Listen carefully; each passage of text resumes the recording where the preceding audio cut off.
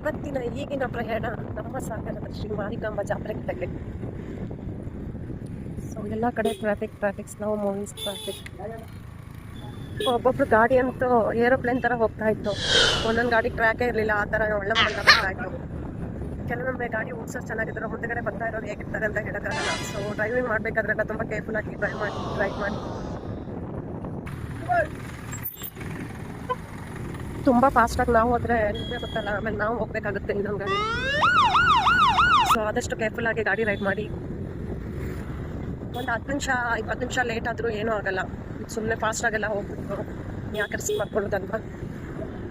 ಹೋಟೆಲಲ್ಲೆಲ್ಲ ಅರ್ಧ ಗಂಟೆ ಕಾಲು ಗಂಟೆ ಒಂದು ಮೆನ್ಯೂ ಆರ್ಡರ್ ಮಾಡಿದ್ರೆ ಎಷ್ಟು ನೀಟಾಗಿ ವೆಯ್ಟ್ ಮಾಡ್ಕೊಂಡು ಊಟ ಮಾಡ್ತೀವಿ. ಸೊ ಇಂಥ ಕಡೆ ಎಲ್ಲ ನಾವೇ ಅರ್ಥ ಮಾಡ್ಕೋಬೇಕು.